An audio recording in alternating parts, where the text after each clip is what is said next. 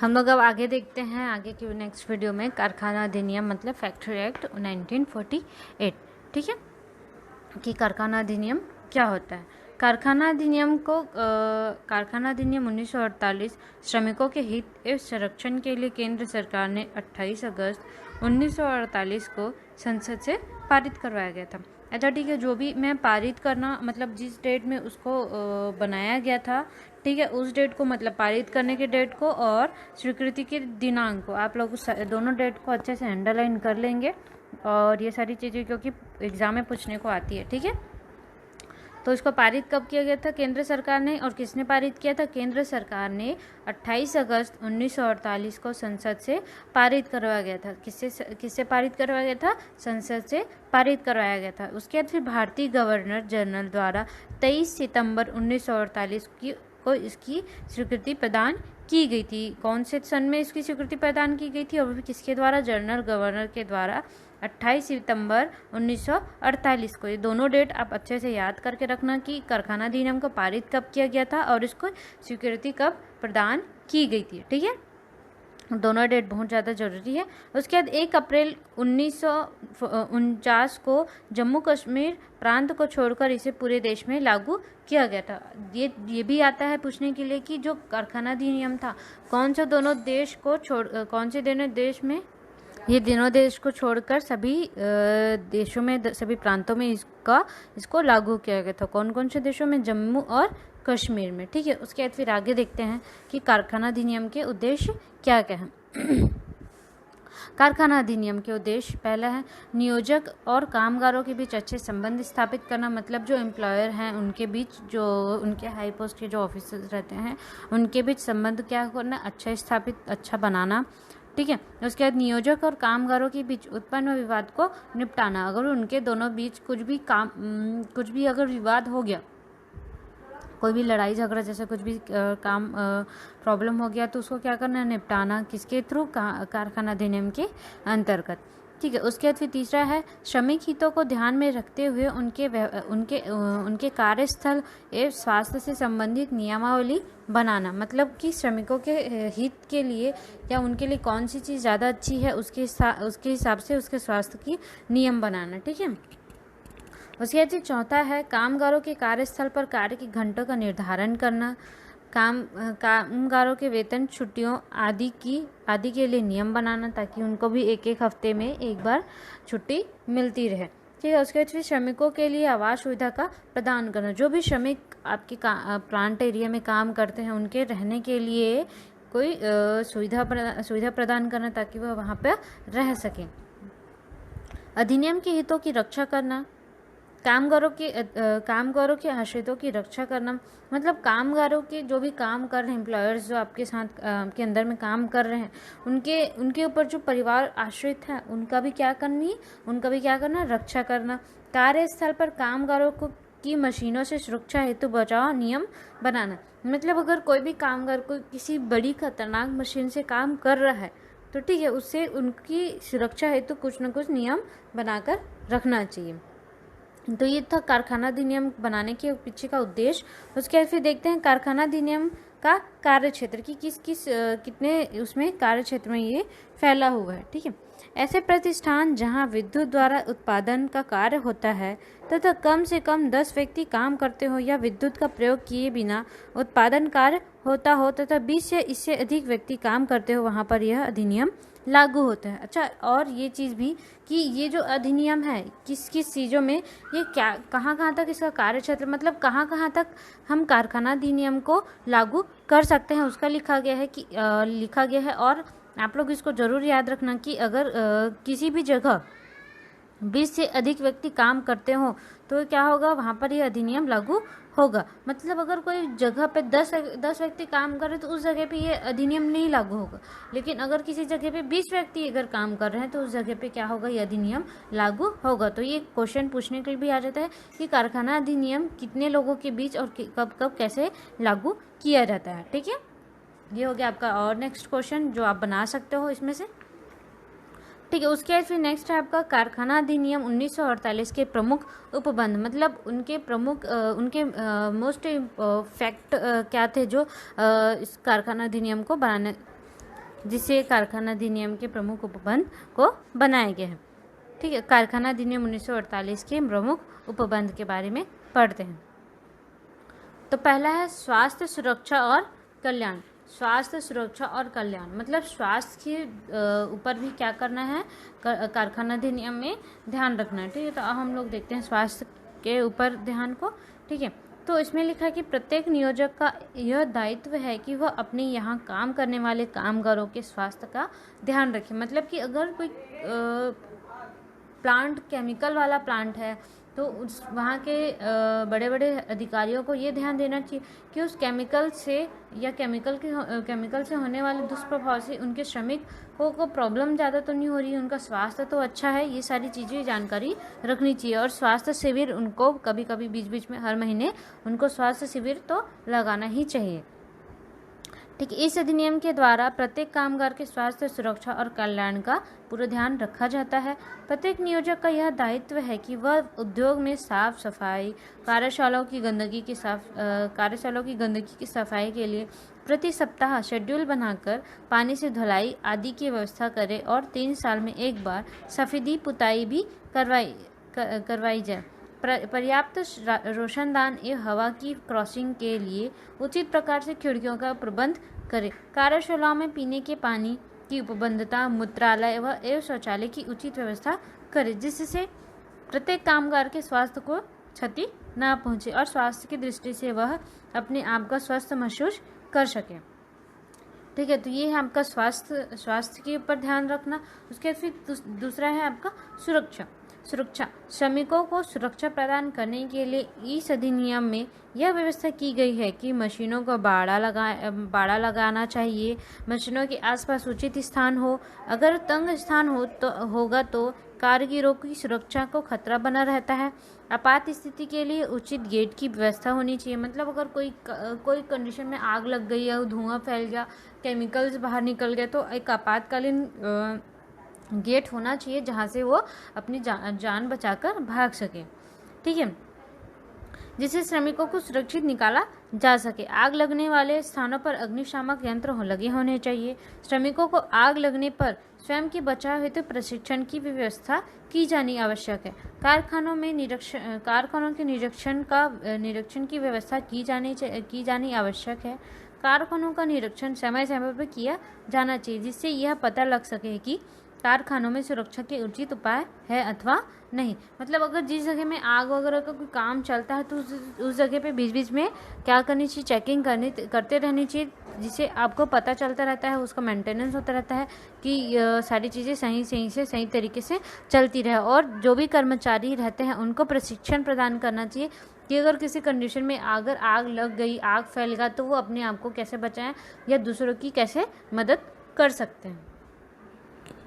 ठीक है, उसके बाद फिर तीसरा कल्याण। इस अधिनियम में श्रमिकों के कल्याणार्थ यह व्यवस्था है कि प्रत्येक श्रमिक के बच्चों की शिक्षा का प्रबंध, आवास, चिकित्सा सुविधा, भोजन कक्ष, विश्राम कक्ष एवं मनोरंजन की व्यवस्था होनी चाहिए। यदि किसी उद्योग में 3 से अधिक महिला कामगार हो तो वहाँ शिशु गृह की व्यवस्था की जानी चाहिए, जिससे वह 6 माह तक के बच्चों की किसी परिचारिका के पास छोड़ सके। मतलब अगर किसी कारखाने में 3 से अधिक महिला अगर कामगार हैं तो वहाँ पे शिशु गृह व्यवस्था की जानी चाहिए, जिससे वह अपने बच्चों को क्या कर सके, वहाँ पे रख सके और अपना भी उसका भी ध्यान रख सके। उसके बाद फिर दूसरा है कार्य के घंटों का निस्तारण। ठीक है, इसको देखते हैं कार्य के घंटों का निस्तारण के बारे में।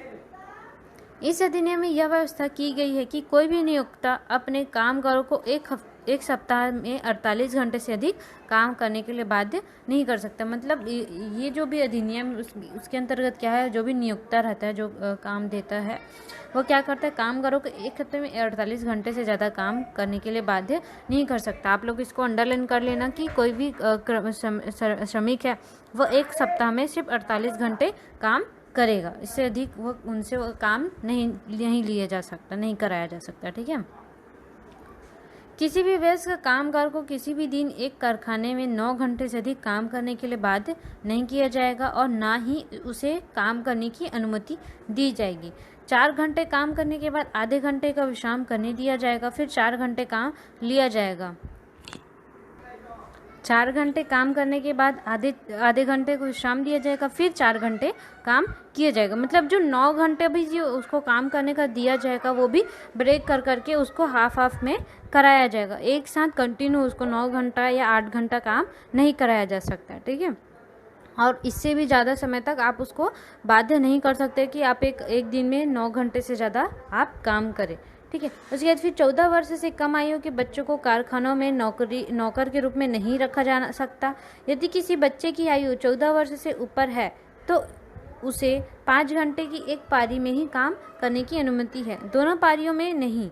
इसके साथ उसके लिए स्वास्थ्य परीक्षण एवं आयु का निर्धारण किसी चिकित्सक से कराना होगा। महिला कामगारों से भी पुरुषों की तरह केवल 8 घंटे प्रतिदिन काम लिया जा सकता है। महिला कामगारों को सायंकाल 7 बजे से प्रातः 5 बजे के बीच में काम करने की अनुमति नहीं होगी, अर्थात काम करने नहीं दिया जाएगा। सन 2005 में केंद्र सरकार द्वारा किए गए संशोधन के मुताबिक यदि औद्योगिक मैनेजमेंट महिला कामगारों को उचित सुरक्षा कार्यालय से निवास स्थल तक प्रदान करने की व्यवस्था करे तो उनसे सायंकाल 7 बजे से प्रातः 5 बजे तक काम लिया जा सकता है। साधारणतः प्रातः 9 बजे से सायंकाल के 7 बजे तक ही महिला कामगारों से काम लिया जाता है। मतलब अगर कोई महिला कामगार आपके अंदर काम करती है तो उसका भी एक टाइम लिमिट रहता है। उनको क्या किया जाता है, सुबह 7 बजे से शाम को 5 बजे के बीच तक ही काम लिया जा सकता है, उससे आगे उनको काम नहीं लिया जा सकता। शाम को 5 बजे के बाद उनकी छुट्टी कर देनी चाहिए। अगर उससे आप ज़्यादा टाइम तक काम कराते हो तो ये एक अधिनियम के उल्लंघन हो जाएगा, ठीक है। तो 2005 में केंद्र सरकार ने एक नियम निकाला था कि अगर कोई महिला, अगर आप के पास पूरी फैसिलिटी है, ठीक है, आप पूरा उनको घर तक पहुंचा सकते हो, तो आप क्या कर सकते हो, सुबह 7 बजे से प्रातः 5 बजे के तक काम भी करा सकते हो अगर आपके पास उसकी सारी चीज़ों की सुविधा है। तो अगर आपको उन सारी चीज़ों की सुविधा नहीं है तो आपको एक महिला श्रमिक को आप ज़्यादा देर तक शाम के टाइम पे तक काम नहीं करा सकते, ठीक है। ये भी एक अधिनियम के अंतर्गत आता है। उसके बाद फिर तीसरा है मजदूरी सहित आर्थिक अवकाश। ऐसा श्रमिक अथवा कामगार जो 1 वर्ष की कैलेंडर अवधि में 240 दिन या इससे अधिक काम पर रहता है उसे सवेतन अर्थात मजदूरी सहित वार्षिक अवकाश मिलेगा। सवेतन अवकाश निम्न अवधि द्वारा दिया जाएगा। तो पहले मजदूरी सहित अवकाश प्राप्त करने के लिए 20 दिन कार्य के बाद 1 दिन की छुट्टी, ठीक है, मतलब 20 दिन काम करेगा और 1 दिन उसको छुट्टी देनी होगी, ठीक है। उसके बाद फिर एक बालक के लिए मजदूरी सहित 1 दिन का अवकाश 15 दिन का कार्य करने के बाद मिलेगा।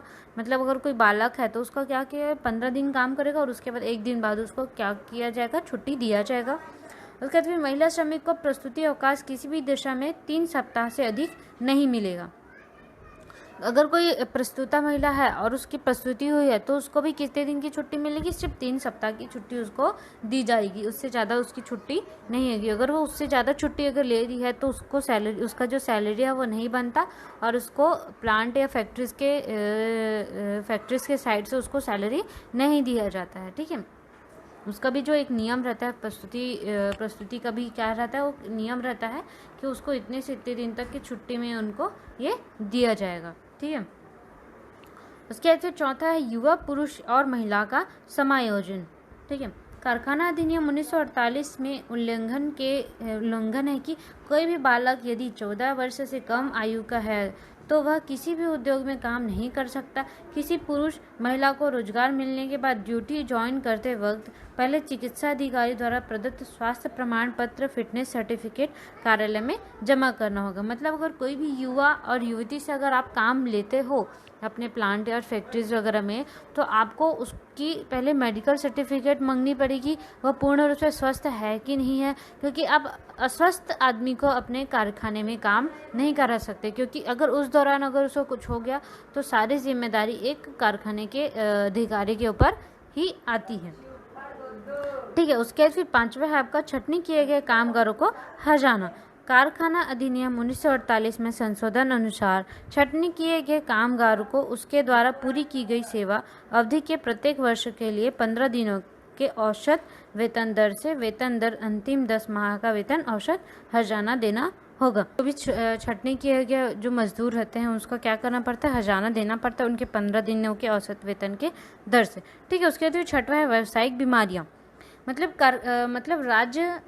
छठवां है जो व्यावसायिक बीमारियां, राज्य सरकार द्वारा कारखाना अधिनियम में यह प्रावधान किया गया है कि कारखाना में उत्पादन करते वक्त किसी श्रमिक को यदि शारीरिक चोट या कोई खतरनाक बीमारी उत्पन्न होने का खतरा हो तो उससे बचाव के लिए कारखाना के मालिक को मुआवजा देने की व्यवस्था की जाती है। ठीक है, मतलब अगर कोई कर्मचारी काम कर रहा है आपके प्लांट में और उसको कुछ व्यावसायिक बीमारी हो गई अचानक से, तो उसकी क्या करते हैं, कारखाने के अधिकारी को या जो हेड रहते हैं उनको क्या करना पड़ता है, उसका हर्जाना देना पड़ता है उस कर्मचारी को, उसके ताकि उसकी फैमिली जो रहती है वो उसका इलाज अच्छे ढंग से करा सके। ठीक है, उसके बाद फिर नेक्स्ट टॉपिक है आपका कारखाना अधिनियम 1948 के विभिन्न प्रावधान। इसके जो प्रावधान है वो क्या क्या बनाए गए हैं कारखाना अधिनियम के, वो देखते हैं। ठीक है, उसके बाद फिर कारखाना अधिनियम के प्रावधान है पहला, हानिकारक प्रक्रियाएं। हानिकारक प्रक्रिया मशीनों के पुर्जे कवर्ड होने चाहिए। जो भी अगर आप मशीन वगैरह काम करा रहे हो, कटर मशीन वगैरह जो बड़े बड़े मशीन होते हैं उससे आप काम करा रहे हो तो कैसे होने चाहिए, कवर्ड होने चाहिए, मतलब ढके होने चाहिए, जिसके चलते वक्त किसी भी प्रकार की दुर्घटना होने से बच सके। ठीक है, ताकि अगर वो मशीन चल रही है तो उस टाइम पे जो काम करते हैं मशीन में, कटर मशीन वगैरह जो भी में, वह उनसे दुर्घटनाग्रस्त ना हो। ठीक है, उसके बाद फिर दूसरा है, कारखानों में आग लगने पर बचाव के लिए समुचित व्यवस्था होनी चाहिए। कारखानों में जहां वेल्डिंग तथा पत्थरों को खोदने व काटने का काम होता हो वहां मजदूरों की आंखों की सुरक्षार्थ ऐनक की व्यवस्था होनी चाहिए। अगर किसी जगह तोड़ फोड़ वाला काम हो रहा है, पत्थर को खोदने वाला काम हो रहा है, तो क्या होना चाहिए, वहाँ पे मजदूरों को चश्मा देना चाहिए, ऐसा चश्मा जो पूरी आंखों को अच्छे से कवर करके रख सके, जिससे उनकी आंखों में धूल धक्कड़ ना घुस सके। और वेल्डिंग जो लोग करते हैं उनको तो और ध्यान से इन सारी चीज़ों को फॉलो करते रहना चाहिए।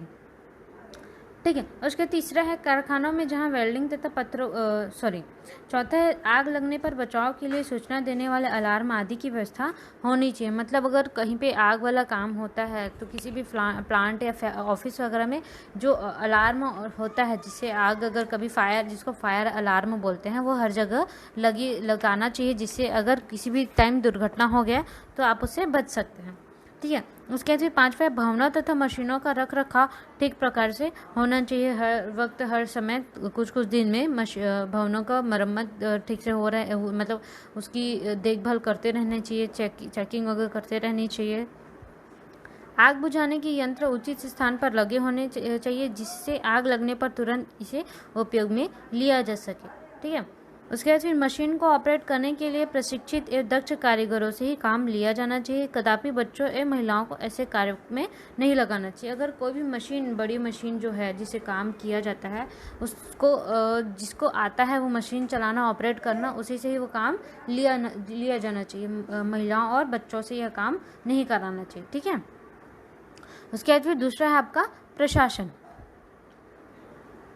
इस अधिनियम को भारत सरकार ने बनाया है, लेकिन इस अधिनियम में कार्यान्वयन की जिम्मेदारी राज्य सरकार को सौंप दी गई है। राज्य सरकार द्वारा इस कानून को लागू करने के लिए कारखाना निरीक्षक की भर्ती की जाती है और यह निरीक्षक राज्य सरकार के प्रति उत्तरदायी होते हैं। इन निरीक्षकों को अधिकार संपन्न बनाया गया है। निरीक्षक सीधे ही बिना फैक्ट्री मालिक की अनुमति के काम करने वाले मजदूरों से उनके कार्यस्थल पर मिल सकते हैं और उनके स्वास्थ्य, सुरक्षा तथा कल्याण की जानकारी ले सकते हैं। इसके अलावा मिल मालिकों से मजदूरों की दी जाने वाली सुख दुख की सुविधाओं की जानकारी, साक्ष्य, दस्तावेज मांग सकते हैं। मतलब कि ये जो है कारखाना अधिनियम 1948 उसको बनाया जरूर भारत सरकार ने है, लेकिन इसका जो कार्यभार रहता है वो राज्य सरकार को दिया जाता है। और जो राज्य सरकार है वो एक ऐसे व्यक्ति को नियुक्त करती है जो कारखाना अधिनियम के अंतर्गत सारी चीज़ों को देखरेख कर सके, और उसको इसके लिए नियुक्त किया जाता है, बनाया जाता है, ताकि वह कारखाना मालिक के बिना मर्जी के वह उस कारखाने में जा सके और निरीक्षण कर सके कि वहाँ अच्छे ढंग से काम हो रहा है कि नहीं हो रहा है, वहाँ मजदूरों को उनकी मजदूरी भत्ता टाइम से दिया जा रहा है कि नहीं जा रहा है, वहाँ अच्छे से उनसे काम लिया जा रहा है कि नहीं, वो उनसे ज़बरदस्ती बिना ओवरलोड काम तो नहीं करा रहे हैं। ओवरलोड काम तो नहीं करा रहे हैं। ये सारी चीज़ों का हक और पूरा उनको अधिकार किसको दिया जाता है? उस व्यक्ति को दिया जाता है, उस निरीक्षक को दिया जाता है जिसकी भर्ती राज्य सरकार द्वारा की जाए रहती है। ठीक है, वही व्यक्ति होता है जो क्या करता है, जो किसी भी टाइम बिना कारखाने मालिक को बिना बताए वह उसके कारखाने में जाके सारी चीज़ों का निरीक्षण कर सकता है। अगर वो उसको किसी भी जगह गंदगी या बदबू या कारखाने में अव्यवस्था मिलती है तो वह एक चार्ट शीट बनाता है उस कारखाने के लिए। उसके बाद फिर आप लोगों ने सुना होगा कि कभी कभी कोई कारखाना किसी कारणवश बंद हो जाता है, तो अगर वहाँ कुछ कारखाने में उसको कोई चीज़ गड़बड़ी लगती है तो इसी कंडीशन में उस सारे कारखानों को क्या किया जाता है? बंद कर दिया जाता है। ठीक है, उसके बाद फिर तीसरा है क्रियान्वयन एवं लागू किया जाना। कारखाना अधिनियम 1948 अप्रैल 1949 में पूरे देश में लागू किया गया। इस अधिनियम में 1970 में संशोधन किया गया, जिसके अनुसार ठेकेदारों द्वारा अपने काम के लिए रखे गए कर्मचारियों को भी इस अधिनियम एक्ट के अंतर्गत लाया गया। मजदूरों को उनके श्रम के अनुपात में कम पगार दी जाती है, उससे से जोखिम भरा एवं मनचाहा काम किया जाता है। इसके अलावा कार्य के निर्धारित घंटों से अधिक समय तक कार्य लिया जाता है। इस प्रकार कामगारों का शोषण सभी प्रकार से आर्थिक, शारीरिक एवं मानसिक होता है। महिलाओं, बच्चों से भी काम पूरा लिया जाता है तथा मजदूर पुरुषों से भी कम दिया जाता है। इसी को ध्यान में रखते हुए मजदूरों की आवश्यकताओं की पूर्ति के लिए कारखाना अधिनियम संसद द्वारा बनाया पूरे देश में लागू किया गया है। जो कारखाना अधिनियम जो बनाया गया है वो क्या किया जाता है, इसीलिए पूरे देश में इसको लागू किया जाता है, जिससे श्रमिकों को उनके हक का, उनका सारी चीज़ों का उनको ध्यान में रखकर उनको दिया जा सके। ठीक है, उसके बाद फिर चौथा अपराध के लिए दंड का प्रावधान। कारखाना अधिनियम के अनुसार कारखाने के मालिक का यह दायित्व है कि वह समस्त व्यवस्थाओं का पूरी ईमानदारी से पालन करे। कारखाना निरीक्षक समय समय पर फैक्ट्री की जांच करे और उल्लंघन करने वालों को नियमानुसार दंडित करवाए। तो उसका दंडित करने का नियम कैसा देखते हैं। पहला कि पहली बार उल्लंघन करने पर, अगर कोई कर्मचारी पहली बार उल्लंघन करता है तो उसके लिए क्या है, पहली बार अगर कोई कर्मचारी उल्लंघन करता है तो उसके लिए, ठीक है, यदि कोई कारखाने का मालिक अधिनियम का पहली बार उल्लंघन करता है तो कारखाने की मालिक या प्रबंधन को 3 माह की सजा या 2,000 रुपये आर्थिक दंड अथवा दोनों सजाएं दी जा सकती है। अगर कोई कारखाने का मालिक अगर ये सारी प्रक्रियाओं को नहीं करता है, वो अपने श्रमिकों को बहुत परेशान करता है, तो पहली बार उसको चेतावनी देने के रूप में उसको उल्लंघन करने के लिए उसको 2,000 रुपये का जुर्माना या फिर आर्थिक दंड उसको भोगना पड़ता है। ठीक है, यह पहली बार का होता है। ठीक है, उसके बाद दूसरा है, दूसरी बार उल्लंघन करने पर एक बार सजा पाने के बाद भी अगर फैक्ट्री मालिक या प्रबंधक अधिनियम का उल्लंघन करता है तो सजा दुगनी हो जाती है, अर्थात 6 माह की सजा या 5,000 रुपये अर्थदंड या दोनों ही हो सकता है। अगर पहली बार के बोलने से भी अगर वह नहीं मानता है तो उसको क्या किया जाता है, दूसरी बार उसकी जो सज़ा रहती है वो बढ़ा दी जाती है। उसको जो सज़ा रहती है उसका उल्लंघन करने पर उसको दोगुनी देनी पड़ती है उसको, अर्थात 6 माह की सज़ा के साथ साथ उसको 5,000 अर्थदंड भी देना पड़ सकता है। ठीक है, उसके बाद फिर ये हो गया दूसरी बार। अगर तीसरी बार भी अगर वो चीज़ों की गलती करता है तो तीसरी बार के लिए है उसका कि यह उल्लंघन बार की श्रेणी में आता है। यदि 2 बार दंडित होने के पश्चात भी उल्लंघन होता है तो 6 माह का कारावास और प्रतिदिन 150 रुपये जुर्माना अतिरिक्त किया जाता है। ठीक है, अगर जुर्माना बार अगर कोई कारखाने का मालिक करता है तो उसका क्या होता है, 6 माह का कारावास भी भोगना पड़ता है। उसके बाद फिर हर रोज़ उसको 150 रुपये जुर्माना अतिरिक्त भरना पड़ता है। ठीक है, तो ये सारा चीज़ जो नियम बनाया गया है वो एक कारखाने के मालिक के लिए बनाया गया है कि अगर वो अपने श्रमिकों के ऊपर अगर कोई अन्याय करता है तो उसके लिए यह कानून बनाया गया। तो ये सारा चीज़ है कारखाना अधिनियम 1948 के अंतर्गत। इसके बारे में आप और अच्छे से पढ़ेंगे और जिन चीज़ों को मैंने बोला है कि आप ये सारी चीज़ों को अंडरलाइन करेंगे तो आप ध्यान से इन सारी चीज़ों को अंडरलाइन करते जाना, क्योंकि ये सारे क्वेश्चंस पेपर में बनकर आते हैं। ठीक है, और अगर आपको इस वीडियोज़ के या इस टॉपिक में लेकर कोई अगर डाउट होगा तो आप मुझे ज़रूर डाउट पूछिए।